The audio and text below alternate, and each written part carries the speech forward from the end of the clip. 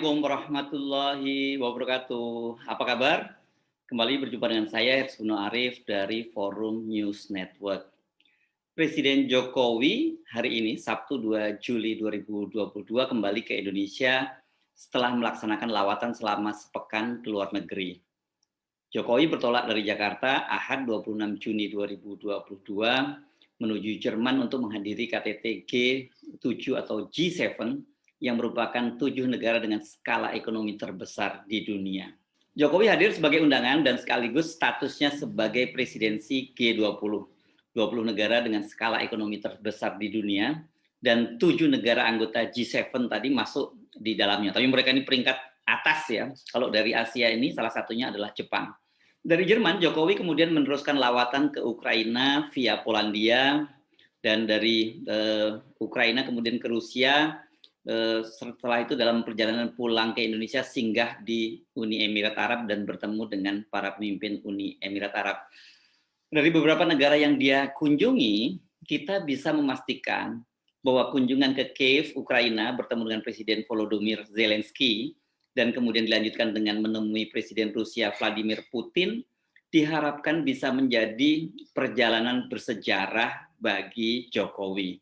Dalam pertemuan dengan kedua kepala negara itu, Jokowi menawarkan diri menjadi semacam penengah atau jembatan ya, untuk mendamaikan mereka yang kini tengah berperang. Jokowi menyebutnya sebagai misi, ini semata-mata urusannya perdamaian.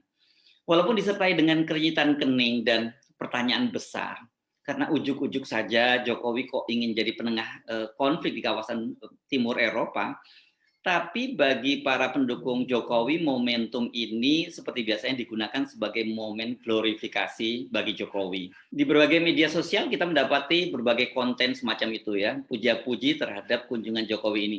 Bahkan ada yang menyatakan bahwa Jokowi itu layak masuk nominasi sebagai penerima hadiah Nobel Perdamaian karena perannya mendamaikan Rusia dengan Ukraina. Selain itu disebutkan bahwa Jokowi ini juga tercatat sebagai kepala negara pertama dari Asia yang mengunjungi kawasan yang dilanda perang itu. Benar sih kalau untuk kawasan Asia, tetapi untuk negara-negara lain termasuk dari negara Eropa itu setidaknya sudah ada 9 orang pemimpin dari Eropa yang juga menemui Zelensky di Kiev, Ukraina. Sebaliknya bagi kelompok yang menentang Jokowi, kunjungan ini dijadikan sebagai bahan olok-olok. Salah satunya yang sangat viral adalah konten ini yang kemarin juga sudah saya tayangkan ya, pertemuan antara Jokowi dengan Zelensky yang berlangsung sangat kikuk.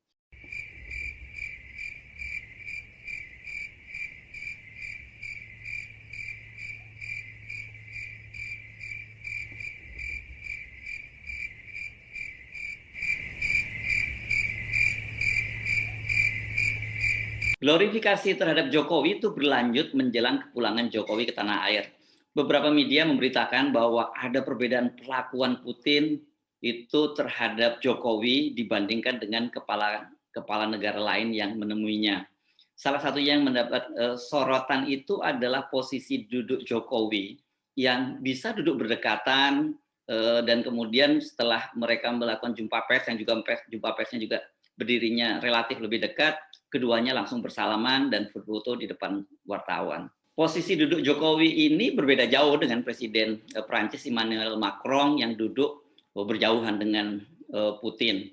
Begitu juga ketika sedang melaksanakan jumpa pers, itu posisinya berjauhan juga dan tidak ada salaman antara Macron dan Putin.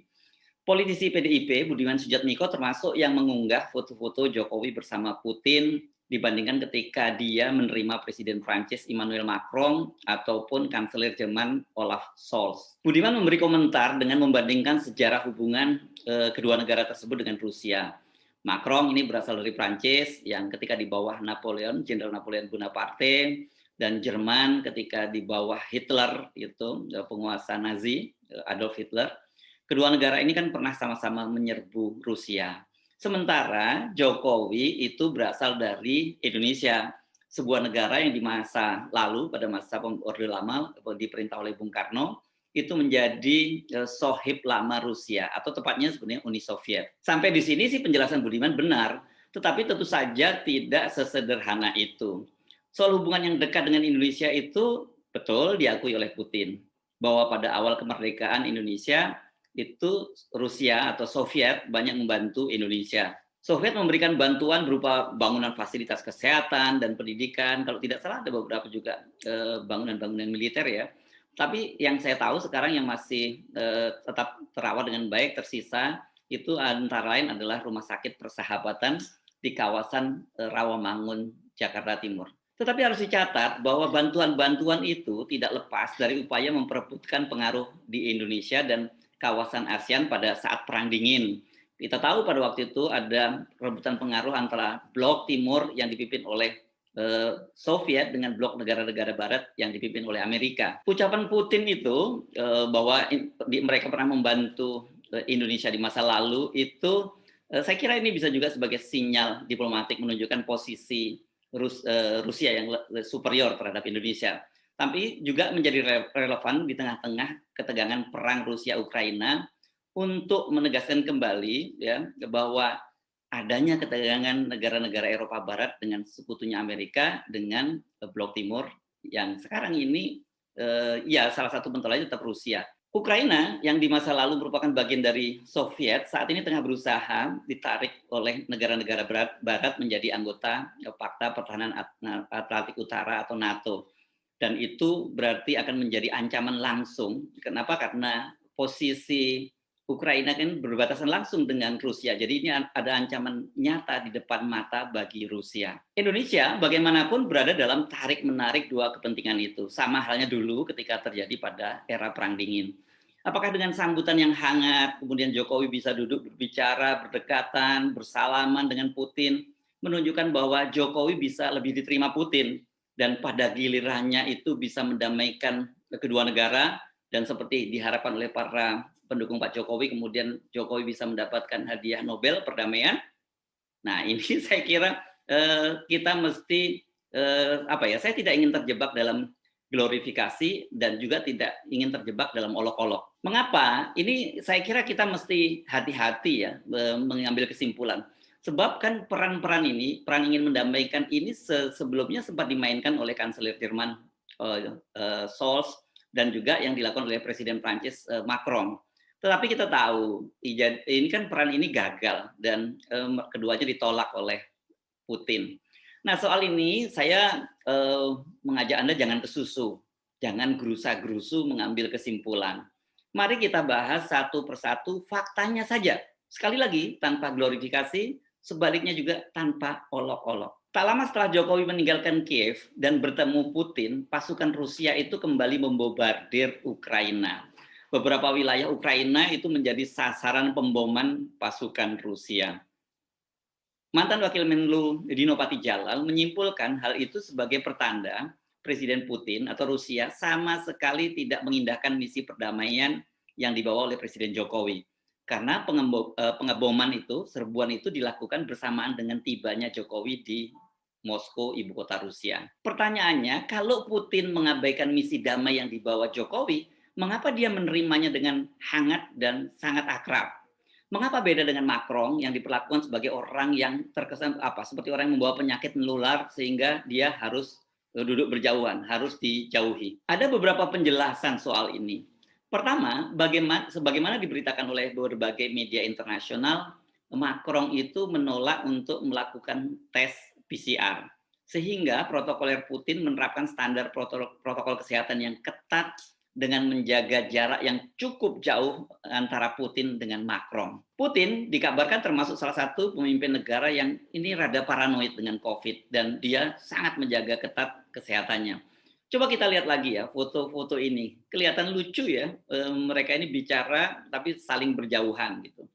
Nah, pertanyaan berikutnya, mengapa Macron menolak untuk menjalani tes PCR? Sumber-sumber yang dekat dengan kantor Presiden Prancis menyatakan alasannya adalah pertimbangan keamanan. Prancis tidak mau Rusia memiliki sampel DNA dari Macron.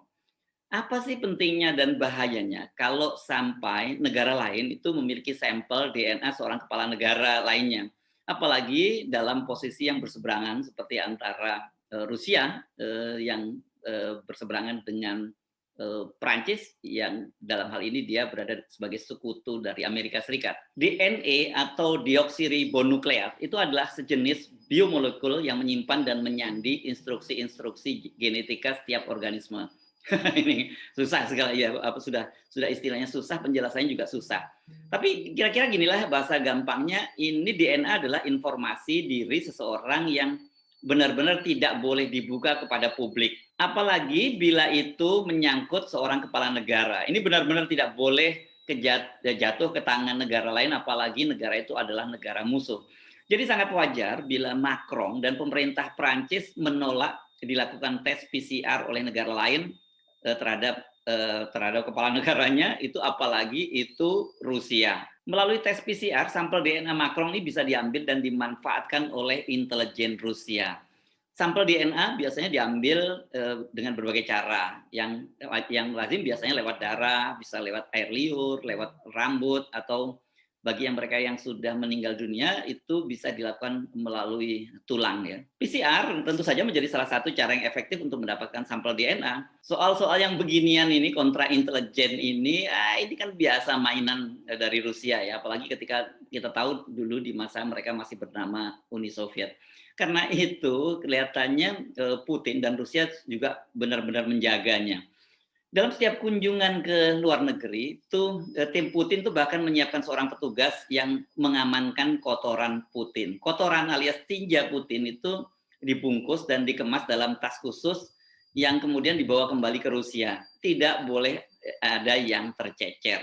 Putin dan Rusia tidak mau sampel kotoran Putin itu bisa digunakan untuk menganalisa profil kesehatan Putin. Selama ini kan muncul rumor yang bersifat spekulatif tentang kesehatan Putin. Dia dikabarkan menderita kanker, demensia, dan bahkan penyakit Parkinson. Kemudian menyusul ketidakmunculan Putin yang cukup lama di publik, itu intelijen Inggris bahkan membuat spekulasi bahwa Putin itu sesungguhnya sudah meninggal dunia. Namun kematiannya itu tetap disembunyikan karena akan mempengaruhi moral pasukan Rusia yang tengah menyerbu Ukraina. Diduga Putin yang muncul di publik adalah figur duplikat yang mirip Putin atau dalam intelijen dikenal sebagai tubuh pengganti. Praktek semacam ini sangat lazim untuk menjaga kerahasiaan dan sekaligus keamanan seorang presiden, apalagi khususnya di negara-negara yang relatif tertutup ya seperti Rusia. Mungkin yang contoh ekstrimnya adalah yang terjadi di sekarang ini, yang paling tertutup adalah negara Korea Utara. Terbukti berita-berita yang muncul di media barat itu merupakan disinformasi, perang psikologi, perang saraf terhadap Rusia, khususnya pasukan-pasukan Rusia ya. Putin tetap segar bugar. Yang kedua, praktek mengatur jarak dengan menggunakan meja besar ini seperti biasa dalam diplomasi dikaitkan dengan perang psikologis terhadap lawan politik atau figur yang tidak disukai. Presiden semacam itu pernah terjadi ketika Presiden Turki Erdogan itu tampaknya sengaja tidak memberi kursi Presiden Komisi Eropa Ursula von der Leyen yang dekat dengan tidak diberi kursi yang kursinya posisinya berdekatan dengan tempat duduk Erdogan. Saat itu Ursula bersama delegasi Eropa lainnya termasuk Presiden Dewan Eropa Charles Michel sedang mengunjungi Ankara. Protokol hanya menyediakan 2 kursi untuk Erdogan dan Michel. Sementara Ursula terpaksa duduk di sofa yang posisinya jauh dari Erdogan. Tindakan itu dilakukan oleh Erdogan diduga sebagai bentuk ketidaksukaannya kepada Ursula karena Komisi HAM Uni Eropa itu tengah mengevaluasi catatan HAM pemerintah Turki, termasuk diskriminasi terhadap perempuan. Erdogan mengumumkan Turki keluar dari Konvensi Istanbul terkait pencegahan kekerasan terhadap perempuan dan anak-anak. Ursula akhirnya duduk berjauhan dari Erdogan. Dia hanya duduk dekat Menlu Turki yang secara protokoler itu posisinya berada di bawahnya. Dan pada waktu itu protokoler kantor Erdogan menyatakan bahwa pengaturan kursi itu sesuai dengan permintaan dari dari Uni Eropa. Peristiwa itu kemudian dikenal dengan nama Sofa Gate alias skandal sofa. Putin tampaknya memanfaatkan penolakan pengambilan tes PCR oleh Macron itu, dan saya kira mungkin juga berlaku pada Scholz dan juga Orban tadi, Presiden dari Hongaria, karena juga mengalami hal yang sama. Ini sebagai perang psikologis dengan menempatkan mereka dalam sebuah meja besar. Negara-negara Eropa bersama Amerika itu menentang agresi Rusia ke Ukraina dan sebagai konsekuensinya menerapkan blokade dan embargo ekonomi ke Rusia. Mereka ini berada dalam daftar negara yang tidak disukai oleh Rusia. Selain Macron dan Scholz tadi saya menyebut juga Presiden Hungaria itu Viktor Orban juga mendapat perlakuan yang sama dari Putin. Dia ditemui Putin dalam sebuah ruangan dengan meja besar yang posisi duduknya berjauhan. Mengapa Jokowi diperlakukan berbeda? Nah, ini saya kira jadi pertanyaan yang menarik. Pertama, Indonesia itu posisinya jelas berbeda dengan negara-negara Eropa. Indonesia bukan termasuk negara yang mengutuk invasi Rusia ke Ukraina. Indonesia juga tidak termasuk dalam daftar negara-negara yang tidak disukai oleh Rusia. Dari Asia ini ada 3 negara yang masuk dalam blacklist Rusia, yakni Singapura, Korea Selatan, dan Jepang. Ketiganya adalah proksi Amerika. Selain karena sejarah persahabatan di masa lalu antara Indonesia dengan Uni Soviet, Indonesia di bawah Jokowi bukanlah proksi Amerika. Indonesia kan sekarang lebih dekat dengan Cina dan Cina saat ini adalah salah satu sekutu Rusia. Putin tentu berkepentingan menarik Indonesia dalam pengaruh Rusia. Pernyataan Putin bahwa Rusia di masa lalu banyak membantu Indonesia dan dalam pertemuan kemarin menjanjikan akan membuka jalur ekspor gandum dari Ukraina ke Indonesia haruslah dilihat sebagai upaya perdagangan pengaruh, trade off dari pengaruh di kawasan ASEAN. Yang kedua, ini yang alasan yang kedua ini nggak kalah pentingnya, yakni beda dengan Macron, Jokowi itu ternyata bersedia menjalani tes PCR. Kontributor Metro TV di Moskow melaporkan bahwa Presiden Jokowi tiba di Moskow langsung mampir ke Hotel Four Seasons dan menjalani tes PCR sebelum bertemu dengan Putin. Selain soal info Jokowi bersedia menjalani PCR, ini kontributor Metro TV ini juga melaporkan kunjungan Jokowi itu sepi dari pemberitaan atau sepi dari liputan media massa di Rusia.